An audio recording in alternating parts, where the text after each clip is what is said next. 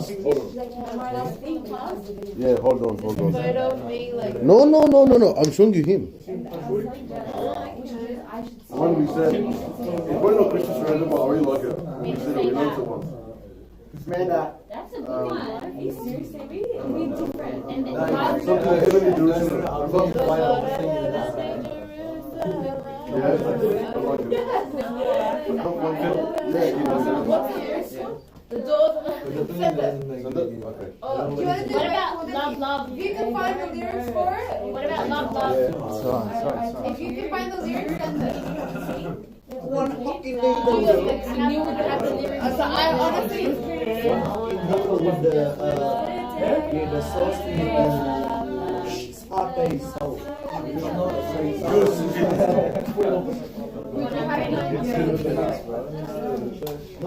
not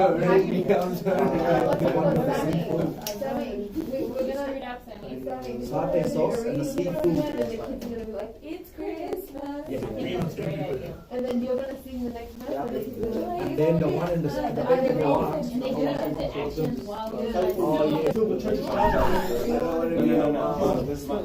oh man! In the back. Bro, you're gonna have to do your mom. Is that what we said in front of we? I wanted the baby one that 8 minutes. Quick. I love that. My mom was so passionate about the kid, right? And she's like, whip it to them. Oh, yeah. No, satay. I didn't know you opened the gift. I thought it was just we praise you. Okay, guys. I swear it wasn't this one. 1, 2, 3. The baker woman in a home on the great she stood. Behold the handmaid of the Lord. Make us the bread, Mary, Mary, make us the bread. We need to be fed, we need to be fed. The baker to be fed, the sun golden brown and fine. Make us the bread, Mary, Mary, bring us the bread. We need to be fed, we need to be fed. For 30 years the bread was done, it was taken to the town by her only son. The soft white bread to be given free to the hungry people of Galilee.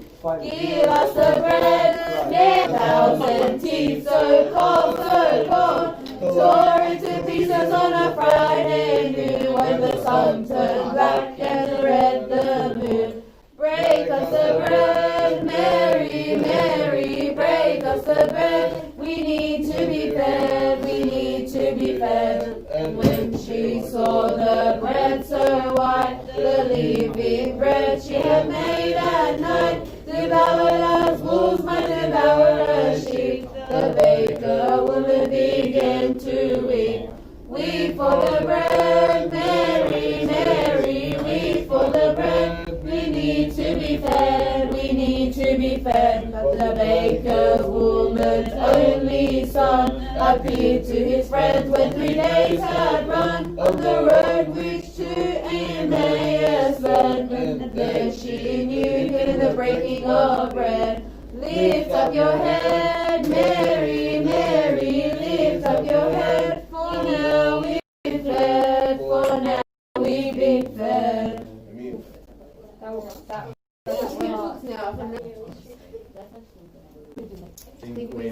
Good. What about before that? With the end in mind, or is that? Begin with the end in mind. That's right.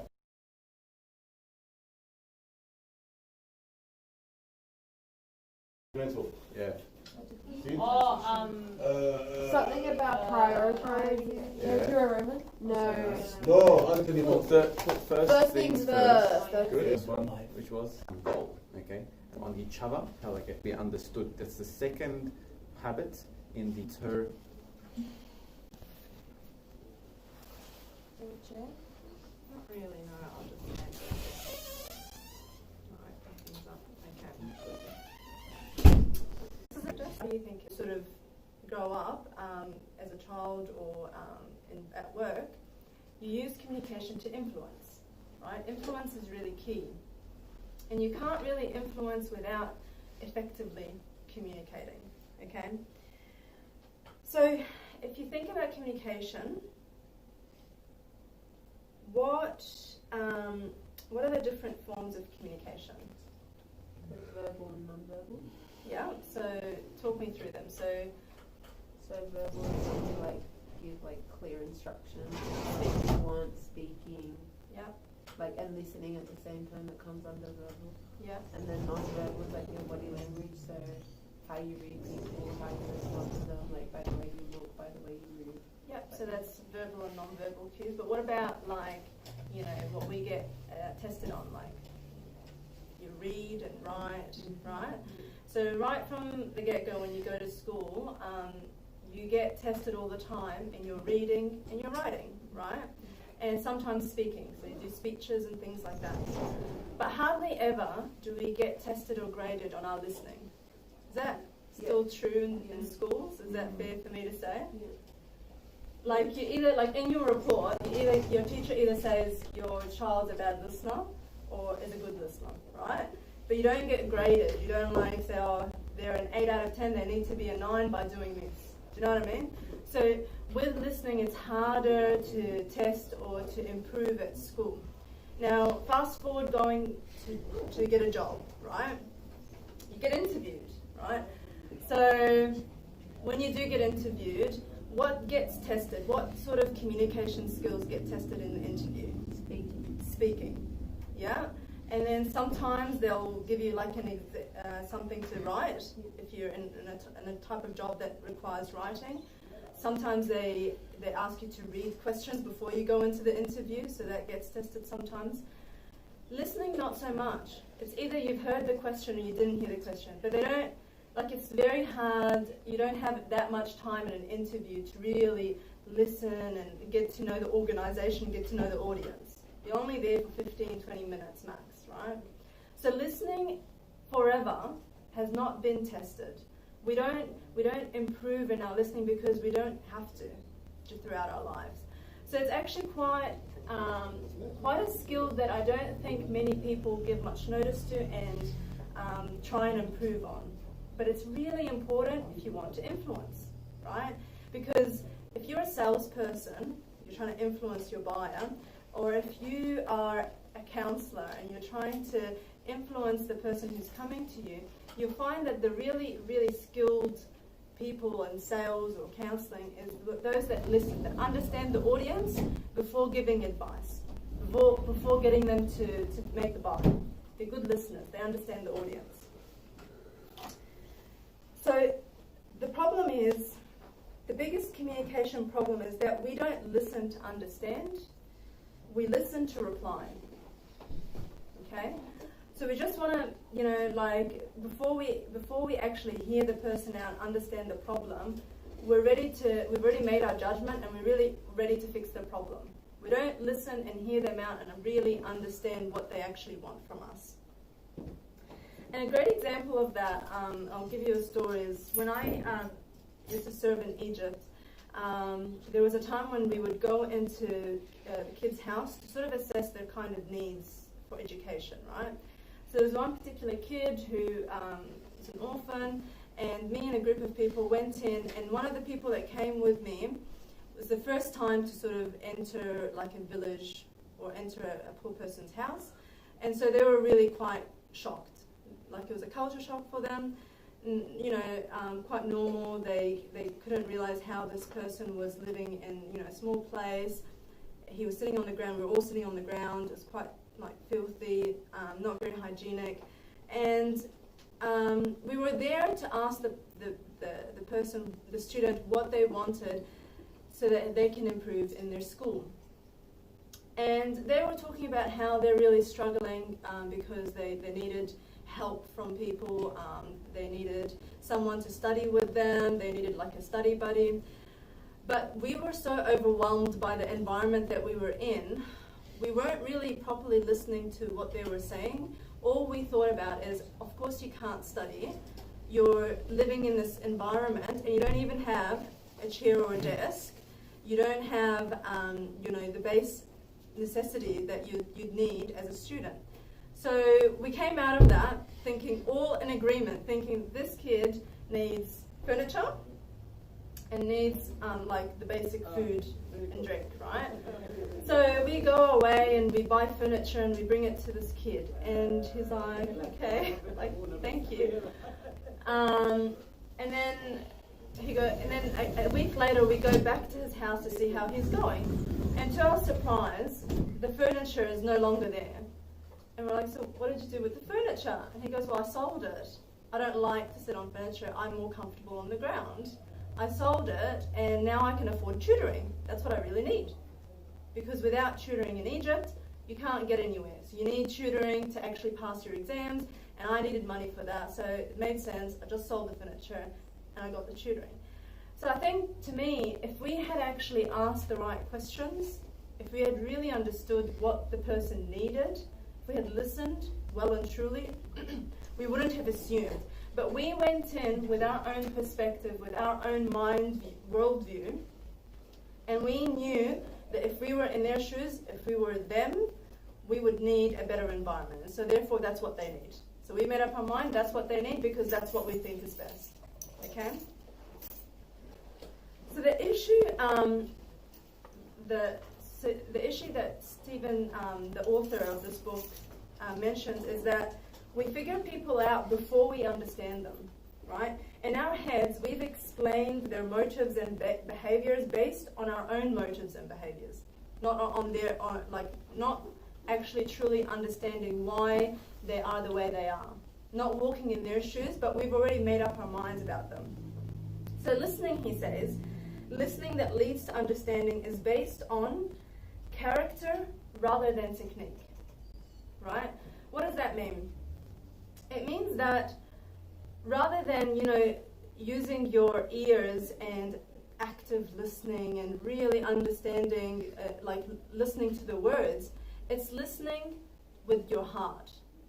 It's really being there for that person. It's really being empathetic and actually wanting to know and be and feel the person's needs rather than hearing what you want to hear. Okay, so rather than listening with your ears, you listen with your heart. And in Proverbs it says, making your ear attentive to wisdom and inclining your heart to understanding, which means that you can listen all you want, right? You can make your ear attentive, but to listen so that you can understand someone, you need to do that with your heart. Does that make sense? So what Stephen really tries to make us think about is that really what we need to do is be the kind of character that is actually there and present for that person. That's how you listen to understand. Not just listen and pretend like you're understanding the words that are coming out of that person's mouth.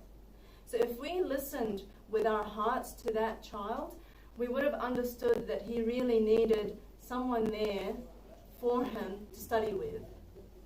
But we listened to his basic needs because of what we saw and what we just used our senses and not our heart. Does that make sense? Okay. And interestingly enough, in our relationships, like in our major relationships, you find that families or like parents and your siblings are the worst at listening. They're absolutely the worst at listening, right? The more you get to know someone, the less you actually listen to them. Why is that, do you think? Because you think you know them, you feel like you don't need to listen to them. That's absolutely right. Yeah. You've already made assumptions because you've known this person since they were a child. Parents are the worst culprit at this, right? So they think they know their child from when they were a baby, and so they know exactly what they're thinking and what their motives are, and they make assumptions. So they don't actually listen to them. And siblings are the same. What's the main problem though is when partners start doing the same thing. So the more you live with someone, the more you make assumptions, and the less you listen to them. And so in the wedding, if you've ever attended the wedding in our church, there is there's a command that the bride and groom gets, right? And I'm going to quickly read what the commandment goes to the groom. The groom is told, "My blessed son, may the grace of the Holy Spirit strengthen you to take unto yourself your wife." Like, God give you strength to look after this one, all right? Because you're going to need it. You're going to need this strength. Why? "Do all that is good for her."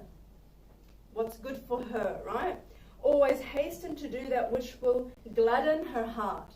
How will you know what is good for her and what will gladden her heart?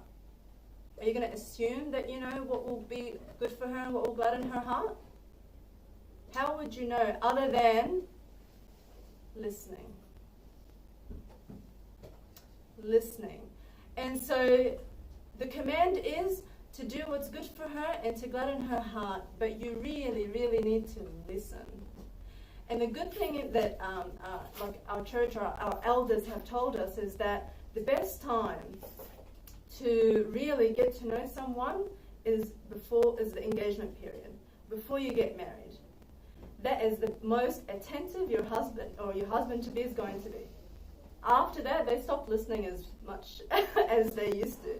Why? Because they get to know you, they live with you, and they're close, like you're in each other's face day in, day out. So you start making assumptions and you filter out a lot, right? But the more you're really excited and interested to know someone new, someone brand new, you don't know them, you're listening attentively to them. You really want to get to know their ins and outs. And that's why friends tend to be the people that our youth tend to like spend more time with than their family, because their friends give them time of day. Their parents don't. Their friends listen to them with no judgment. Their parents don't. And so our role here is as a friend, as a sibling, as a parent, as a partner, is to listen. Listen with no judgment. Listen with time and actually understand and be in that person's shoes. Now, what's the command to the bride? It's very straightforward. It's like really in your face, not like roundabout way like they do to the groom. "Listen, O bride, and lend your ear. Forsake your people and your father's home." Listen, O bride, and lend your ear. Very straightforward. And I reckon it's the most straightforward command because the women tend to talk more than listen. Right? So it's just like, can you stop talking and listen? "Listen, O bride, and lend your ear. Forsake your people and your father's home." In both scenarios, if you want any sort of successful relationship, either marriage or before marriage or friendship, or a family, a relationship within the family, you need to listen. You need to listen with no judgment, without assuming that you know this person. Because we all grow up, and we all change, and we all go through phases in life. And with that, you need to assume like you don't know this person, that they're brand new, and you're listening to them from like all over again. So that is really what habit 5 is all about. So how are we going to do that? Stephen states in his book that there's usually 5 levels of listening, right? One is you're purely ignoring the person in front of you. You've got your headphones on and you're not listening. Okay, so that's level 1. Level 2 is that you're pretending to listen. So person's talking and you're like, yeah, you're nodding, and in the right times you're shaking your head like, yeah, I'm with you, but you're not actually listening, right?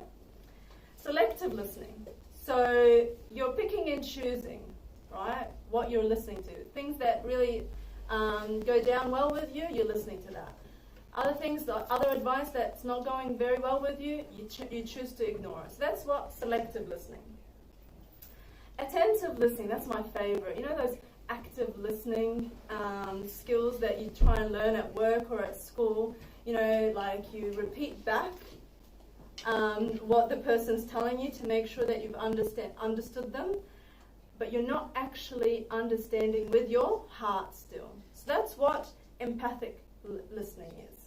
It's really going that extra mile and really understanding why the person in front of you is feeling this way and how you can help them.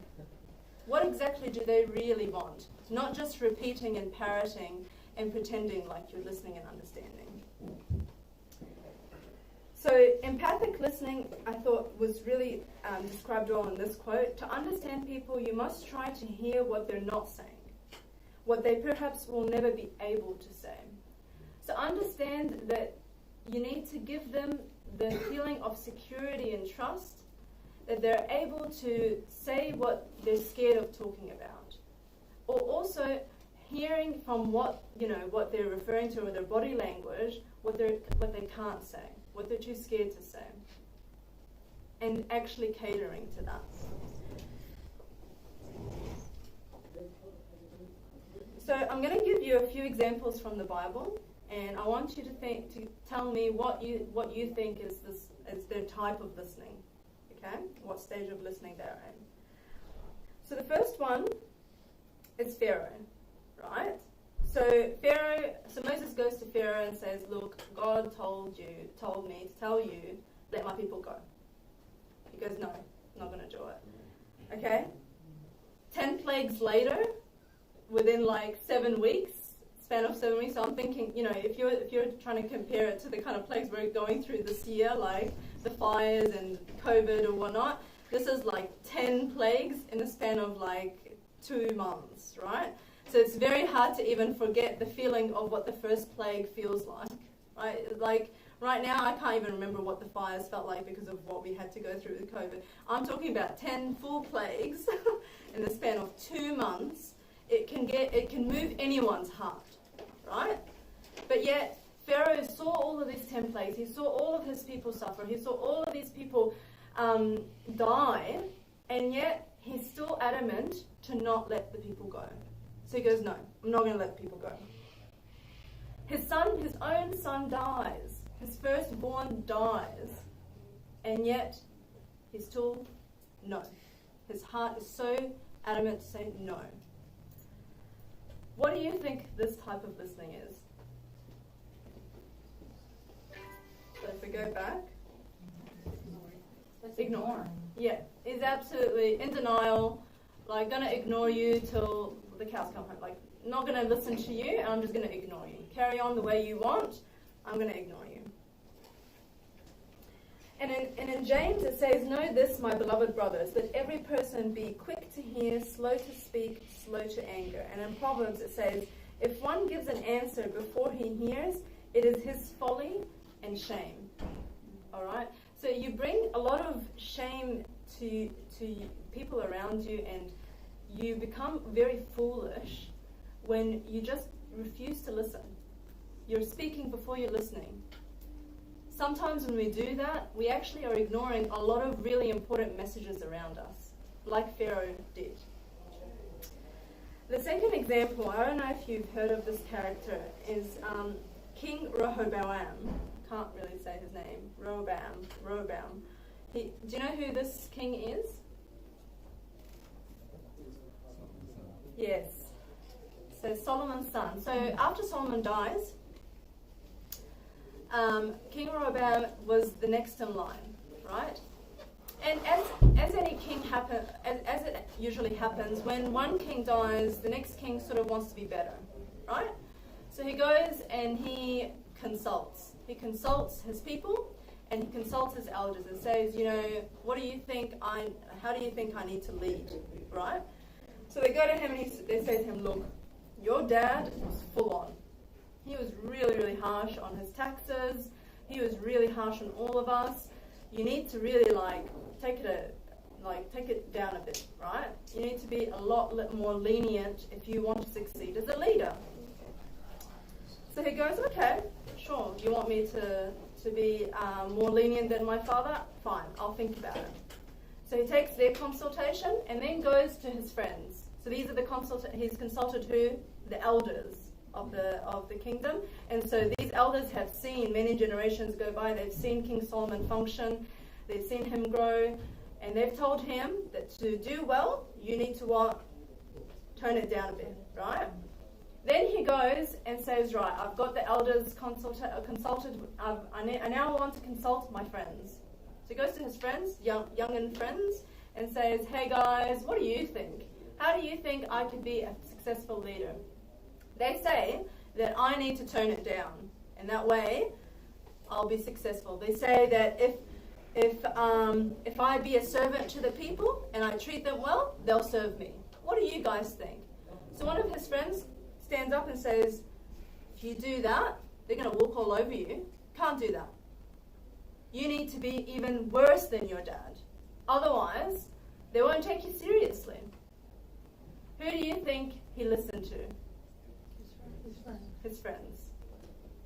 He goes, my little finger shall be thicker than my father's wrist. If my father put a heavy yoke on you, I will add to your yoke. My father chastised you with whips, but I'll chastise you with scourges. He was adamant to be even 10 times worse than his dad. What do you think happened? What do you think this is called, by the way? In today's terms, we call this advice shopping. I want to go seek advice, so I go and talk to Abuna, I go talk to my parents. Their advice doesn't go really down well with me, so I'm just going to go to someone who will give me the advice I want to hear. So I'm shopping, and I'm picking and choosing which advice I go with, right? So what do you think happens? It's a great rebellion, and the people killed his chief tax collector. It's a great sign of you're like a really, really failure of a leader, right?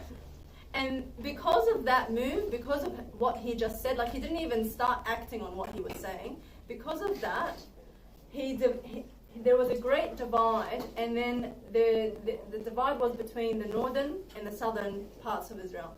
And so there's the 10 tribes of Israel and the 2 tribes of Judah, right?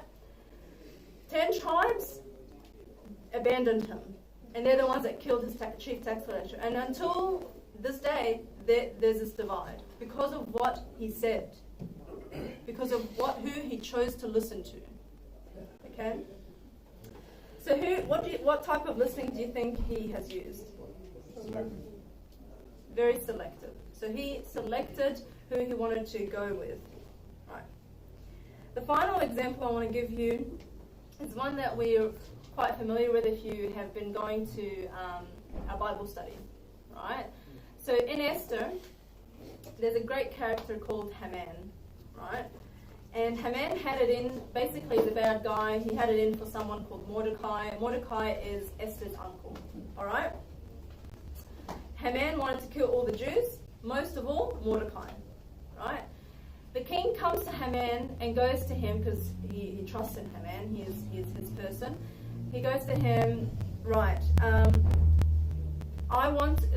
he doesn't tell him who he wants to honor, right? But in actual fact, he wants to honor Mordecai, not him, right? He doesn't tell him that. So Haman goes to him, king goes to Haman, what shall be done for the man whom the king delights to honor, right? Haman obviously is so full of himself and is like, of course he's going to honor me. I'm like the best thing since sliced bread. Like I'm the one next in line to be honored. So rather than clarifying who the king is referring to, he goes straight ahead and says, oh, you need to parade him with a horse, because in his mind, he thought it was going to be him. Right? Next minute, what happens? He tells him, actually, Mordecai is going to be the one who's going to be paraded. And he is very, very mournful and sorrowful and goes back home crying. Right? But that just shows you that if you jump into conclusions and think and talk before you ask or think, you're not actually listening. You're not listening to what the king is trying to say. Because if he had asked, King, who are you thinking of honoring? And he said Mordecai, he could have answered very differently, by the way. He could have just said, like, I don't know, just have an average party for him, like, so that he doesn't, be paraded across the whole nation. So, what type of listening do you think Haman used?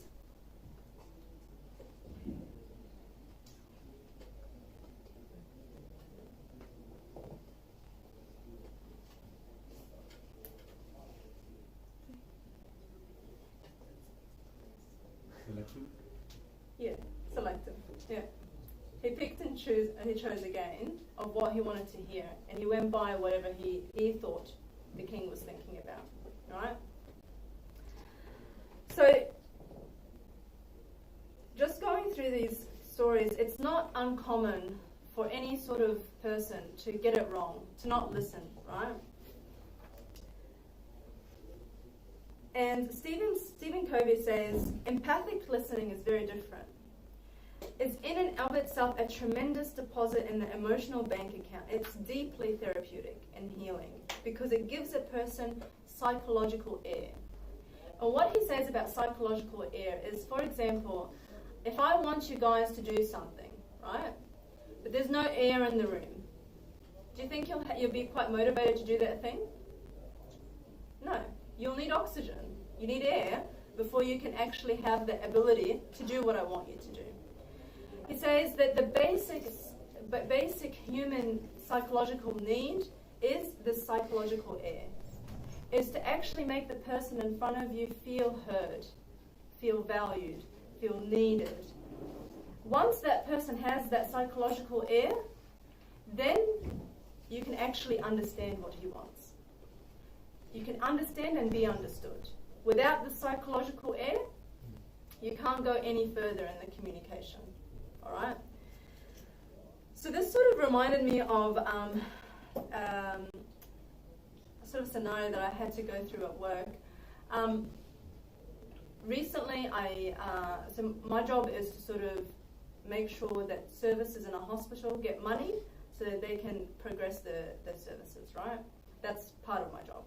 So one of the heads of department, he was the head of department of cardiology, he comes to me and I meet with all the heads of department to make sure that they're on budget, okay? This particular head of department always just loves missing my meetings, okay? So every time I set up a meeting, talk about their budget, never comes, never shows up, not interested, doesn't care, right? Then once upon a time, he comes to me and he goes, right, I need like X amount of money to progress my service. And I'm like, yeah, great, but you're over budget, so that's not going to happen. Good luck to you. Bye, right? Obviously, he's furious, right? He's like, what do you mean? Like, do you not have a heart? Like, these people need these procedures. You need to give me money now. So there's two things here, right? One, I'm thinking that he is a person that is just so irresponsible, doesn't care about taxpayers' money, only wants to progress his sort of scientific, needs, right? And he's looking at me thinking, oh my God, she is such a stingy administrator, does not have a heart, and does not care about the better need of the community, right? So two perspectives here, and we're not listening to each other. Full stop. So he goes to me, you know what? I'm going to complain to the general manager. I'm like, okay, good on you, mate. Like, good luck to you. Because the general manager ain't giving you money because you're not using your money right. So he goes to the general manager. General manager comes to me and goes, like, what's going on? Like, why are you not giving him money? And I'm like, I just don't understand him. The guy doesn't want to listen to me. There's no money. So he stops and says, you don't understand him because he's not listening to you. You don't understand him because he's not listening to you. Do you see where the problem is? Like, no. It's like, you want to understand him, you've got to listen to him before he listens to you. Try and understand his perspective and then walks out. Right? So I'm just like, this is ridiculous. What do you mean I need to understand him? The guy doesn't understand, he doesn't have any budget for his service. So I decide to understand this guy's perspective. So I go and visit the cardiology ward. And I spend some time, I spend like a day there trying to understand this person's like great procedures and understanding how much he spends on every single procedure. And he was amazed. He was amazed because he's not used to an administrator spending time and giving him time of day, and I'm trying to understand his actual business, right?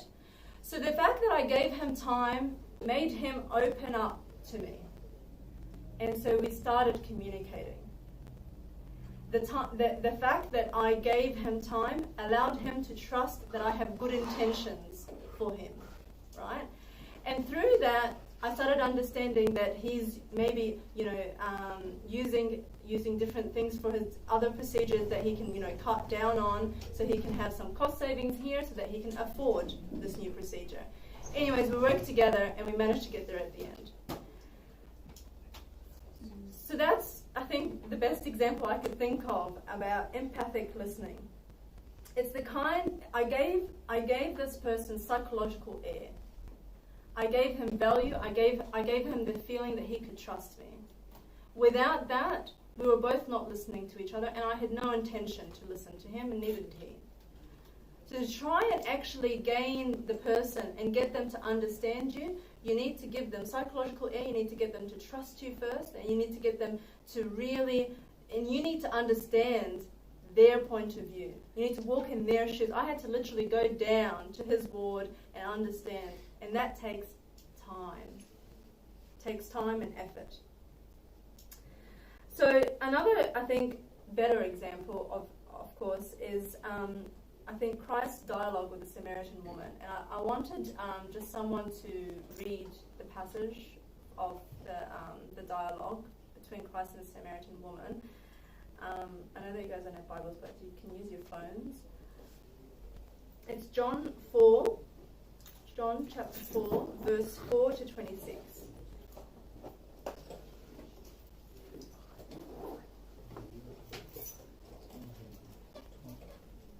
What verses, Mary? Verses 4 to 26.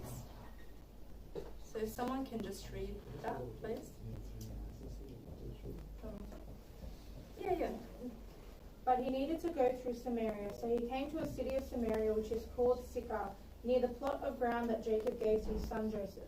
Now Jacob's well was there. Jesus, therefore, being wearied from his journey, sat thus by the well. It was about the 6th hour.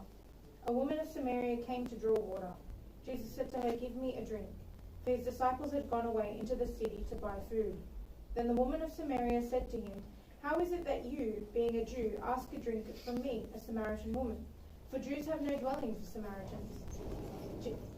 Jesus answered and said to her, "If you knew the gift of God and who it is who says to you, 'Give me a drink,' you would have asked him and he would have given you living water."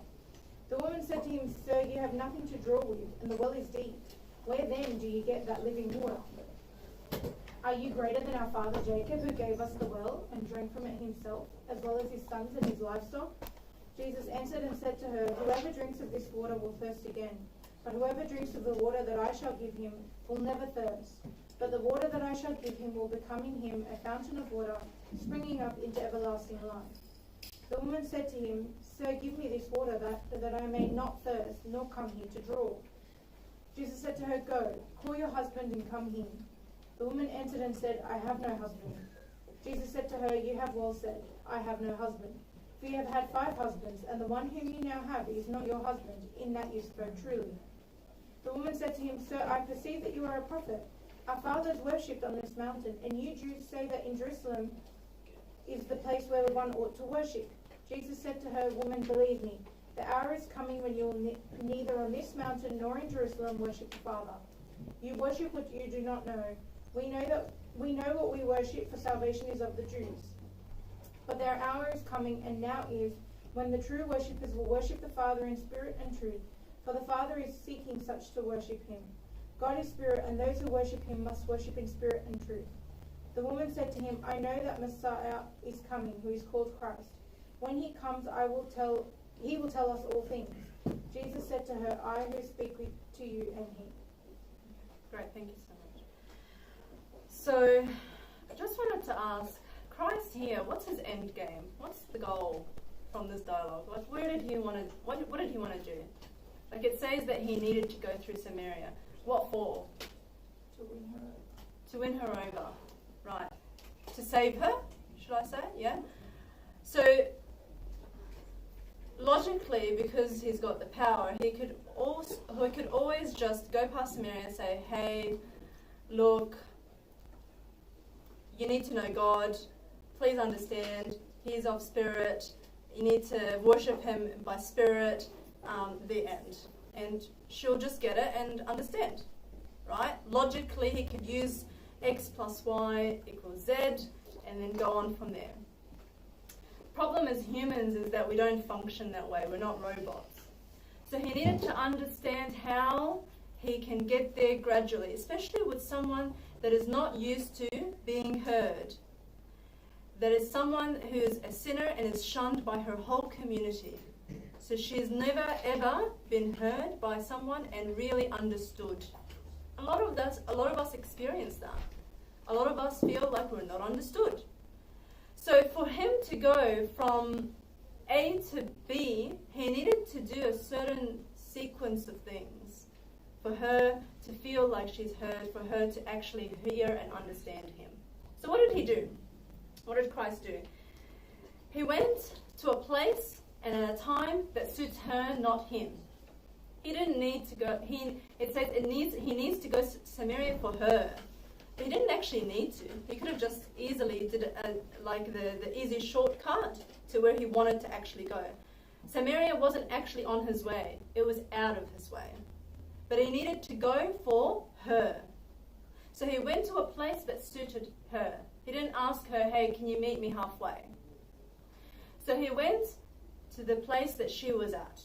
And he went at a time that was the most awful time. The middle of the day, where it was the hottest time. No one is out. Everyone is seeking shelter, is inside. No one goes to the well at the middle of the day. It's too hot. The water would evaporate by the time you walk back. All right? So it's honestly the worst time you can go to the well to get water. But that's when she went.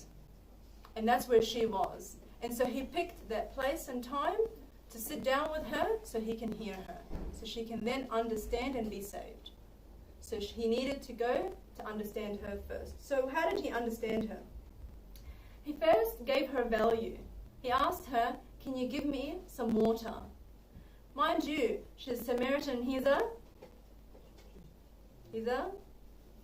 Jew. Jews and Samaritans, are they friends? No, they're nothing but friends, right? They are worse enemies. They don't associate, they don't talk to each other. If they walk past each other, they don't say hello. They could kill one another and won't care because they are enemies, right?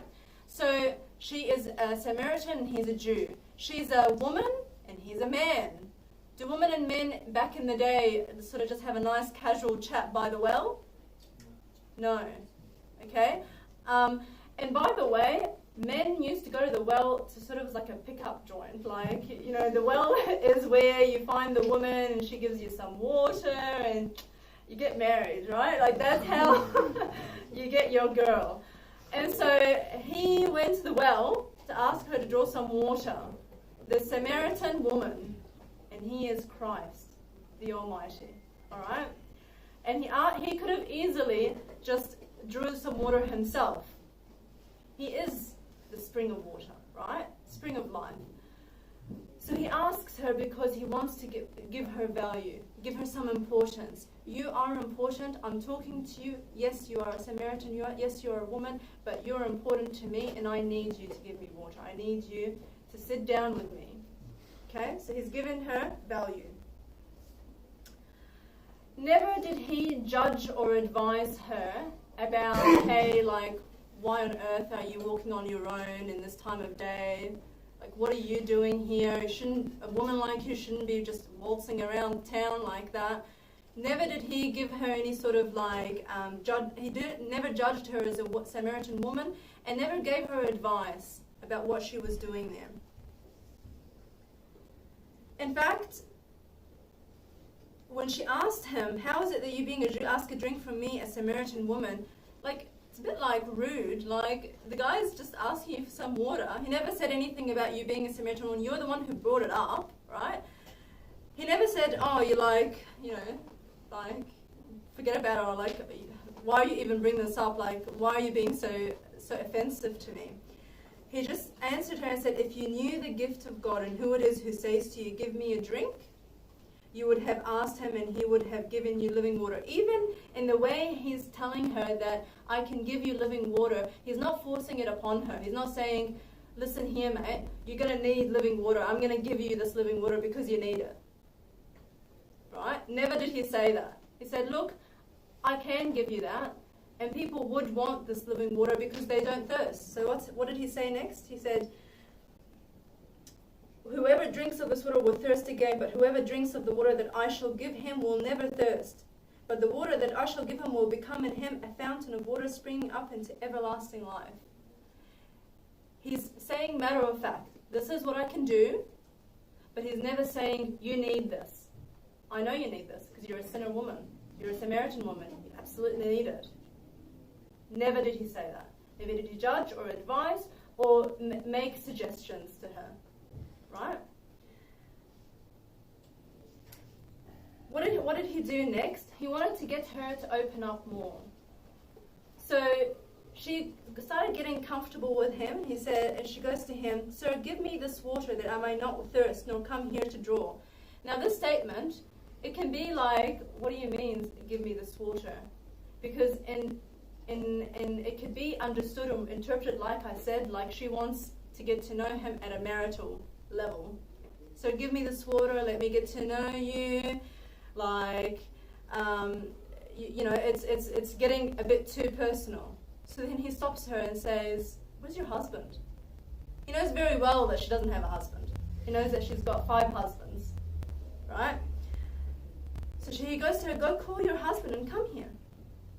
Now this question here, "Where is your husband?" like it's another way of saying, "Where is your husband?" He doesn't question it out of his curiosity. You know how sometimes we prod and we try and ask questions so that we can get to know things about people because we're really curious, but it's actually to benefit our curiosity more than it is to benefit them. This is not what he's doing here. He's questioning so that she can open up, and then as soon as she answers the question, he drops it straight away. He doesn't say, "Oh, so you're one of those." He never judges her. He said, "Yeah, you're right." He encourages her.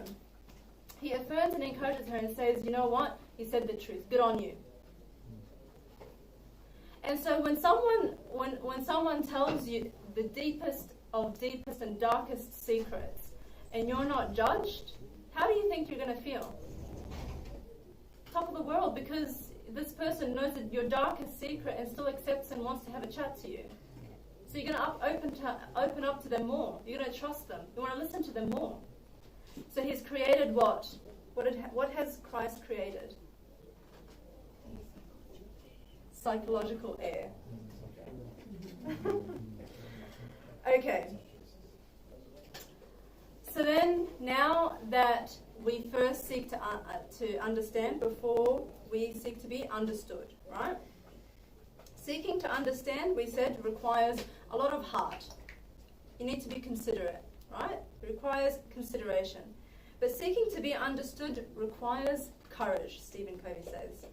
Why does it require courage? Because you need to sort of determine that you've reached that trust stage, that you've developed that psychological air. That requires a level of courage in that you're stepping in at the right time. If you step in too soon, you're more, they might not listen to you, and you've lost your whole thing, right?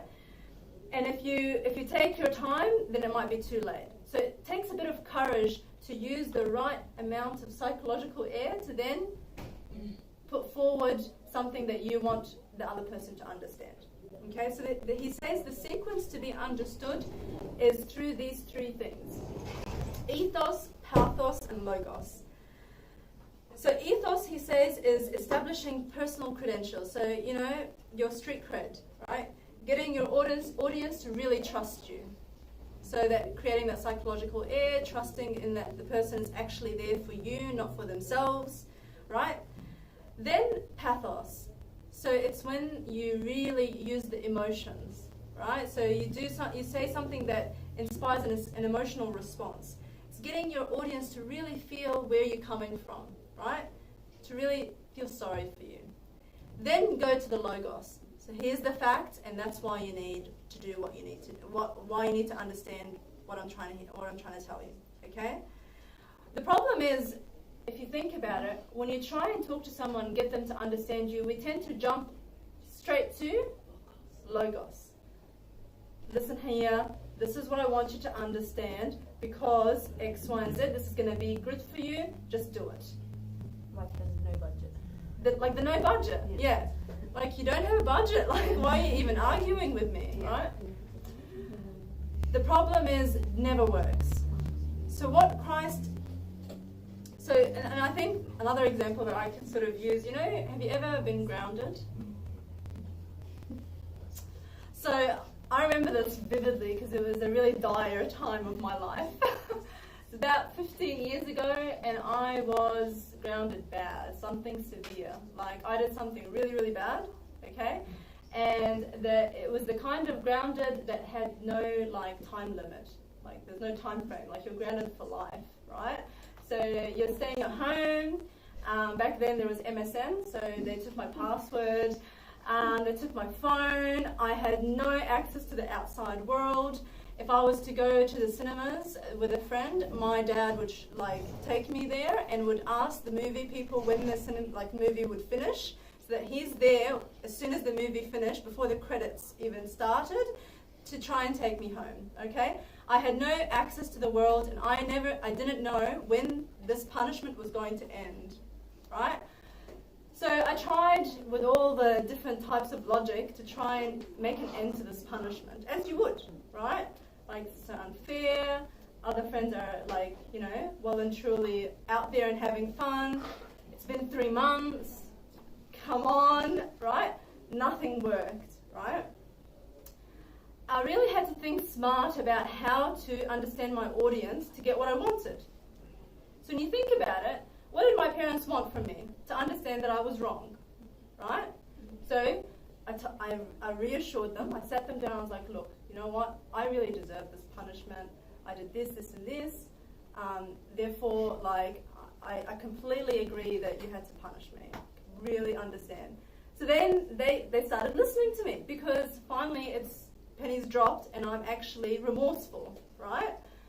Then I started using the whole petty thing. So, it's been 3 months, mate, and I've done really well at school. I got really good grades and, I really think I deserve a break, Then the logic hit in, right? So I'm like, how else are you going to test that I have learnt my lesson if you don't let me go out in the wild so that I can show you and prove to you that I have well and truly learnt my lesson? So you've got to be very skillful and creative and really smart.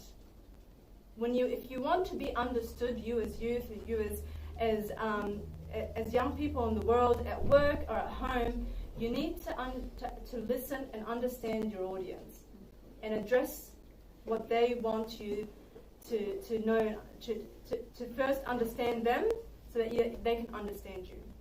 Okay. So with Christ and the Samaritan woman, how do you think he used his ethos?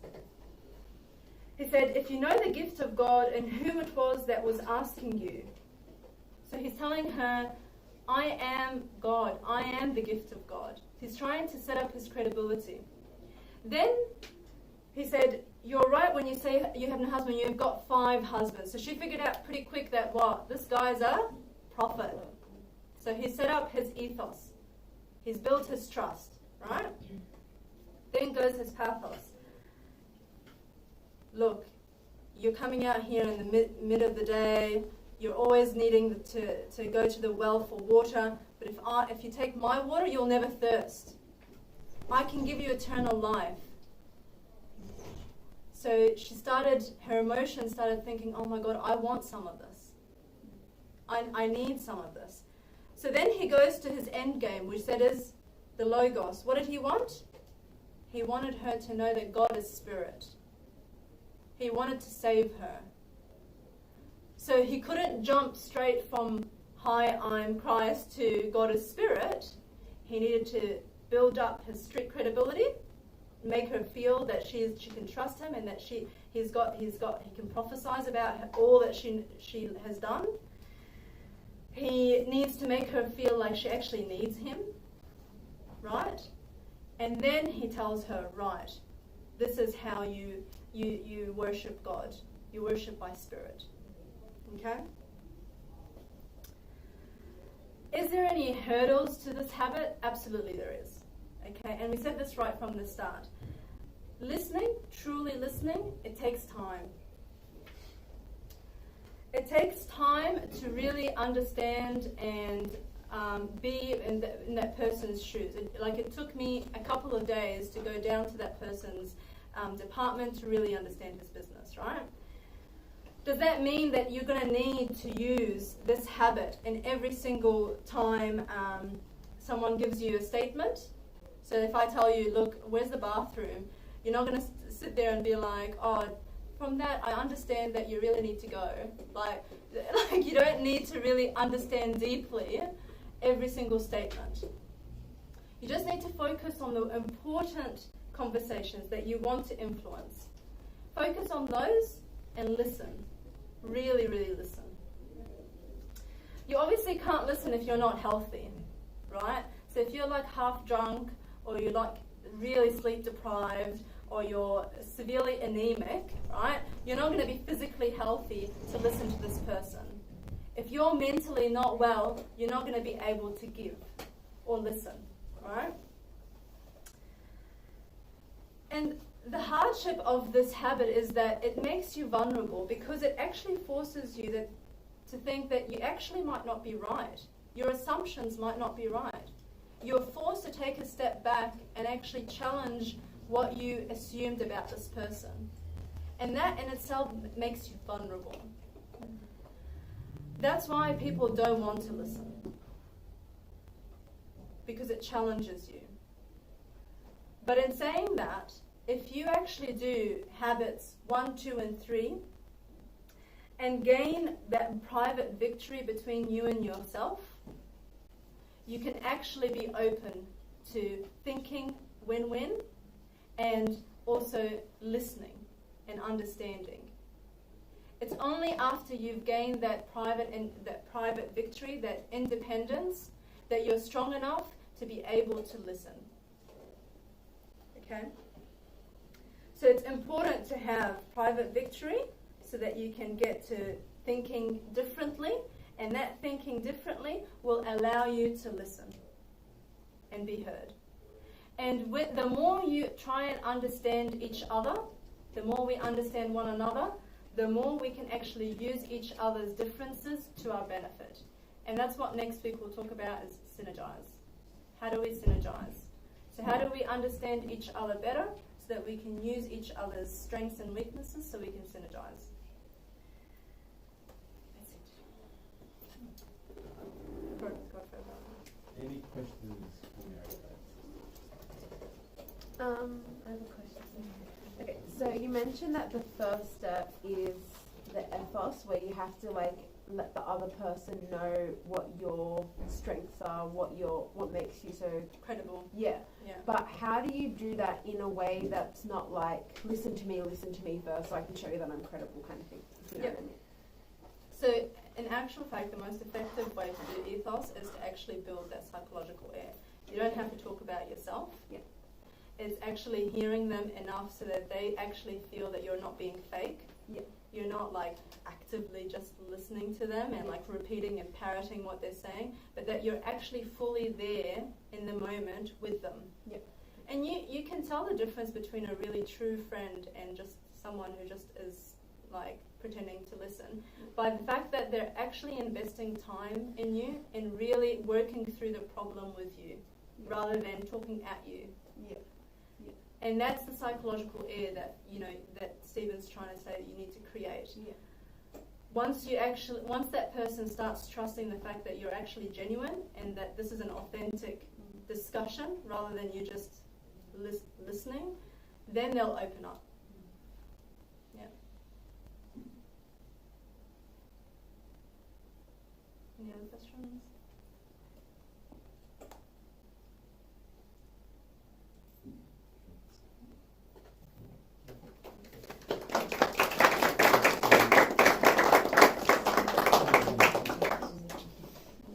Thank you, Mary, for joining us tonight. I'm really sorry we're in here squish, guys. God willing, next week we'll have the church ready with our new pews, and God willing, everything will be done by then. So please forgive us for tonight. Just a couple of announcements before we head outside to eat. Thursday night we have our Bible studies at 7:30. We're currently doing the Book of Esther. We are almost done. So if you'd like to come towards the end of it, please do. Just a reminder, we still have our online bookstore. If you guys want any information based on that, please see Irini. So until our Christmas comes, we're going to do free delivery for our books, and you also get a personalized Christmas card, which I think is and great packaging as well. If you guys want to see the books that we have in store, Irini also has it with her today, so please talk to her if you are interested in that. Also, if you guys don't follow our Instagram page, the tag is at St. Barb's Youth, just for any updates. If you don't receive his Vine messages, please see John Riot if he's here today. If not, you can see me. It's just weekly messages to tell you guys about the topics and the speakers. I'm sorry this week didn't come out. Something went wrong with his Vine and the message wasn't, we weren't able to send the message. Please forgive us for that. Also, if you guys haven't signed in with the QR code, please do so. It's just right outside the door. This Wednesday night is St. Barbara's Feast. So if you guys would like to join us for Vesper, Tasbeha and a Mass, that'll be happening on Wednesday night. It starts from 7 p.m. and ends at like 12:30, 1 a.m.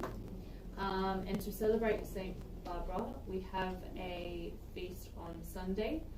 There's going to be rides and activities and arts and crafts and food stores and all that. It's going to be an amazing day. If you guys would like to join us, the Mass will start at 8 a.m. and I think it finishes at like 3 p.m. or something like that. It's always fun. It's always heaps of fun, so please do join us. So that's going to be on the 20th. Also, there is an SYC youth camp between the 24th to the 26th of January. It's going to be at Stanmore Tops. If you guys would like to join that camp, the link is on Eventbrite. Where's the link? Here's Vine, sorry. If you need the link, I can give it to you if you guys are interested in that. And one last thing. Two more things, sorry. Next week's topic, guys, is, like Mary was saying, synergize, okay? It's going to be Fish Marcus giving us the talk. It's going to be really, really good. Okay, that's the last on the habits, and the seventh one is actually called sharpening the saw, which is just sharpening all the other habits, okay? Which is just a big summary of everything that we were talking about over the last 6 to 7 weeks, okay? Next week, after the meeting, I believe we are actually all going to go to Cascades to look at Christmas lights. Okay, we love going to Christmas lights in our Hammond. See everything that we do. They're beautiful. Okay, so we're all going to head out there after the youth meeting to do that. Now, we want to welcome the new Year 12 grads. Okay.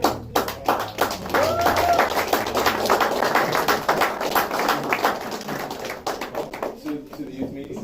Welcome. We hope you guys feel very welcome. Please enjoy our youth meeting as much as you can. We have 3 here, I believe, today. Cyril, Shadi, that's right. Am I saying that? Am I pronouncing that right? Shannon. And Get. So there's 3 of them here. I know they've been coming for a while already, but please make them feel very welcome and stuff like that. We do have gifts for you guys, but we're going to give it to you guys next week when there's more people here, more of your D12s, the D12 grads. We are so happy for you guys to join us. Please let us know if you have any particular interest in terms of topics or anything like that we can start exploring. That is for everyone as well, okay? Like we're very open, guys, to anyone that wants to explore new topics around the youth series and stuff that relate to you guys. At the end of the day, that's what we're trying to do. We're trying to get topics that will grab your attention and help you out throughout life. Yeah. So that's those 2 things from me. Can everyone look at Mon for a quick photo? Very, very small sardine can here. All right, 1, 2, 3. Are you going to stand up for prayer, please?